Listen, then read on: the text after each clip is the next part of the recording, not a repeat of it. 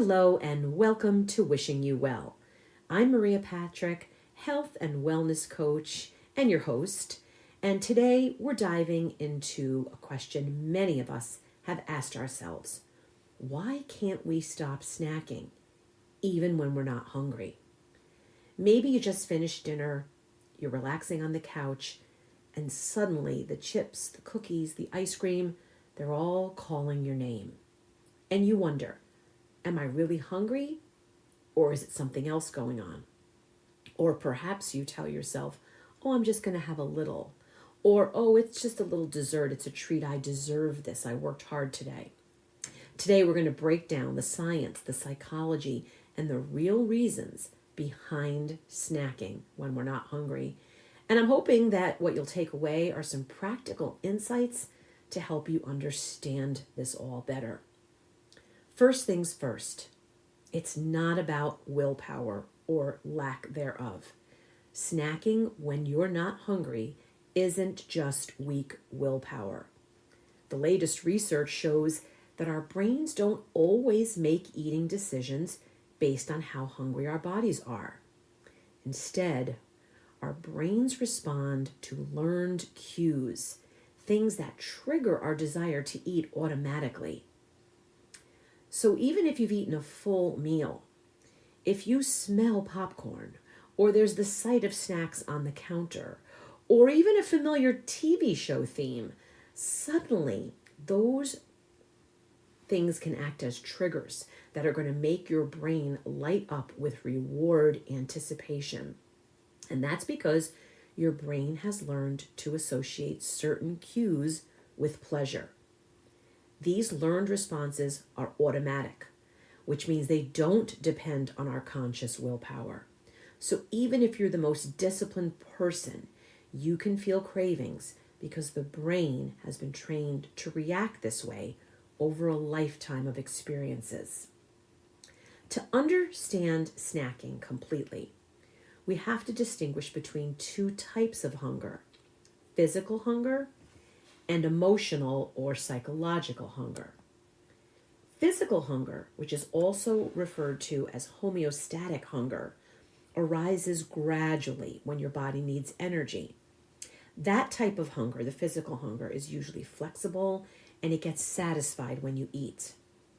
On the other hand, emotional hunger, that kicks in suddenly. It's tied to our feelings, our memories, whether we're bored or stressed, or even tacked on to our routines, like always having a snack while you watch TV, or always having cookies when you have an afternoon cup of tea. Emotional hunger tends to demand instant gratification, and it often focuses on specific comfort foods. So when you reach for that snack or snacks, even when your stomach feels full, that's emotional hunger, hedonistic hunger, when we eat for pleasure, reward, or emotional comfort, not because our body needs fuel at that time.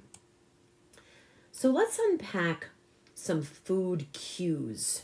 Those are the triggers that make your brain go, yes, it's time to eat.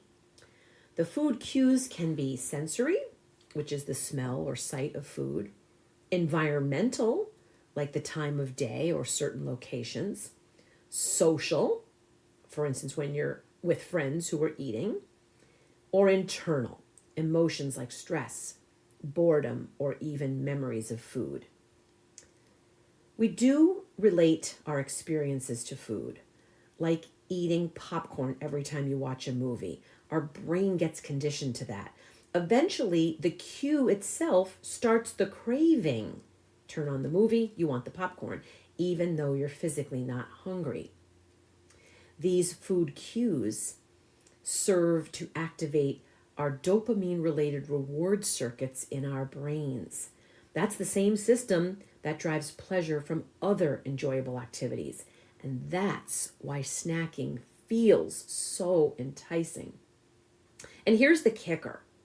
Your brain's reward system can override the signals from your body telling you that you're full, meaning that your brain's still going to want that snack or that dessert, even when your body doesn't want or need the calories. Our brains are wired for survival. And historically, finding and munching on energy-dense foods was a good thing. Survival of the fittest. But in modern life, where food is abundant, it's not only plentiful, but it's available to us, that same wiring for survival can work against us. When we have these repeated associations, like always feeling that we need to eat dessert after we eat dinner, those form neural habits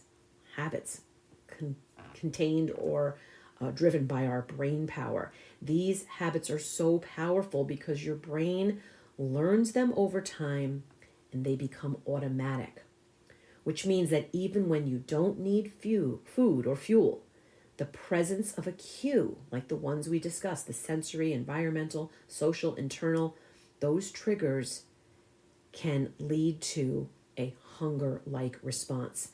That's why when you walk by a restaurant and you smell the hot, fresh pizza, or you see snacks on a table, and you pass a table at work that's got the donuts, the bagels, the cake, the cookies, it can make you want to eat, even if you've just had a full and complete and nourishing meal.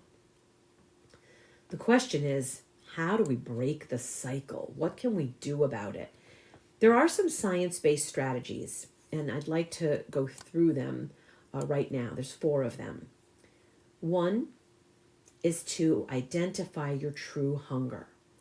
That's going to require us taking a pause. Before you grab that snack or that dessert, pause and ask yourself, am I physically hungry or am I just reacting to a cue?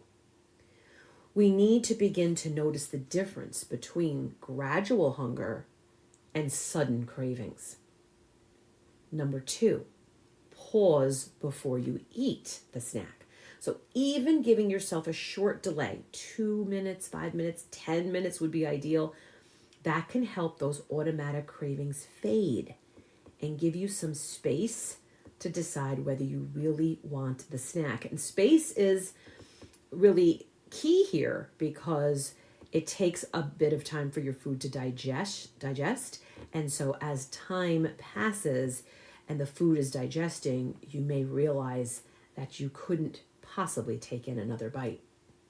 Number 3, modify your environment. This one's not always easy because it's sometimes and maybe oftentimes out of your control. But if you can reduce exposure to cues by rearranging your kitchen, storing snacks so they're not visible to you, or limiting food-related triggers. For instance, when I was at work in an office, I used to walk the other way around the office to get to the printer so I wouldn't pass by the table of snacks. Number 4, this is an important one, not only for trying to break this habit of snacking when we're not hungry, but for overall health and wellness, is to practice mindful eating. When we eat, we want to focus completely and fully on the experience. Some cultures are better at this than others, taking time to focus on the taste, the texture, the smells, the sensations. Most of us probably eat while we're distracted. We're on our phones, the TV's on, there's a lot of chaos around us. If we are mindful when we eat, that can help to strengthen our awareness of whether we're truly hungry or whether we are completely full. Snacking when you're not hungry is not about willpower, like I said at the top of the podcast. It's about how our brains are wired and how our habits have formed over years of living this way. Understanding that can help to be empowering to you, to help you to respond more mindfully to food choices and to make choices that are going to help you and support your well-being, not sabotage the health and wellness plan that you've laid out for yourself. I want to thank you for listening today to the Wishing You Well podcast on this topic of how to handle snacking, to snack or not to snack when we are not hungry. If you found this helpful, I hope that you'll consider subscribing so that I can continue to bring you more insights into the science behind our everyday health habits. I hope you take care of yourself. You certainly deserve it. And I hope that you always remember that whatever topic we are exploring, whatever I bring to you twice a week from my wellness desk to your home, I hope you'll remember that I'm wishing you well.